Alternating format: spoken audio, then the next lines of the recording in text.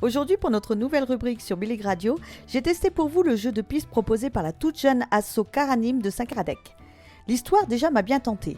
Alors, première étape, allez acheter le petit livret d'énigmes dans un des commerces du bourg. 2 € pour connaître les 12 énigmes placées sur un plan et le contexte de l'histoire. Me voilà donc parti crapahuter dans les rues de Saint-Caradec avec ma maman, caradocéenne, mes 3 petites nièces.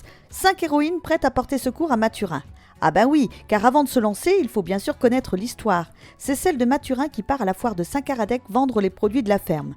Bien lassé, il décide de faire une pause sur le chemin, mais à son réveil, adieu vos vaches cochons. Tout a disparu, même la charrette. Il se rend donc à Saint-Caradec pour débusquer les voleurs et nous devons l'aider grâce à 12 indices répartis dans le bourg. Tout d'abord, distribution des tâches. Tout le monde se repère sur le plan. Je lis les énigmes, Maëlys lit les propositions, Inès repère la lettre et Faustine les couleurs des cases où nous devrons écrire les lettres qui nous dévoileront qui a volé Mathurin. Nous voilà donc tous les 5 sur la place du champ de foire où il y a 2 énigmes. Eh bien, je ne pensais pas qu'il y avait eu autant d'artisans et commerçants dans ce petit bourg. Les filles sont à fond, mais une énigme reste sans réponse.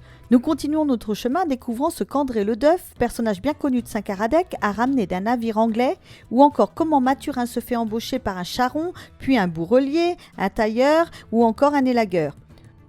Tout au long de son parcours, nous trouvons les réponses sur des panneaux informatifs, sur des façades ou dans la nature. Parfois, il faut même lever les yeux. Et là, je l'ai pourtant souvent traversé ce bourg, mais il y a plein de détails que je n'avais jamais vus, comme cette statue dans une niche de maison qui domine fièrement la place du Martret.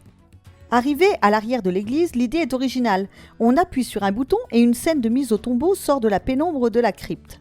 Combien de personnages sont à genoux ? J'aime cette alternance d'énigmes où parfois on doit rechercher l'info dans la lecture d'un panneau, parfois il suffit juste d'observer et la réponse est accessible aux plus jeunes aussi. Sur la fin, j'avoue, nous nous sommes égarés au milieu des arbres. C'est là que nous avons rencontré monsieur le maire qui nous a dit de rester sur le chemin et, sous le sceau de la confidence, a précisé aux filles de bien lever les yeux pour trouver la lettre sur l'arbre. Après une bonne heure de marche et de recherche d'indices, nous prenons la route du retour en repassant par la place du champ de foire où une énigme est restée sans réponse.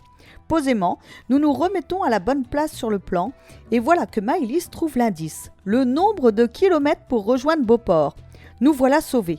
En repassant, nous déposons notre bulletin dans la boîte aux lettres de la mairie pour le tirage au sort. Rentrées à la maison, nous sommes toutes les 5 bien contentes et les petites s'empressent de raconter à papy ce qu'elles ont trouvé dans le bourg. J'ai trouvé les kilomètres pour aller à l'abbaye de Beauport. J'ai trouvé lettre S sur un arbre. Super. Et alors, est-ce qu'on a beaucoup marché? Oui, ça va, moyen. Il y avait un bouton qui a allumé. Et du coup, ça fait de la lumière. Et il y avait deux messieurs qui à genoux. Vous voyez, tout le monde était très emballé par ce jeu. Un jeu super agréable à faire, c'est sûr. On y apprend plein de choses sur la vie dans les années 50, sur le patrimoine et l'histoire de Saint-Caradec. Et puis, nous avons quand même donné un sacré bon coup de main à Mathurin. Si j'étais vous, je n'hésiterais pas à aller faire ce jeu de piste à Saint-Caradec.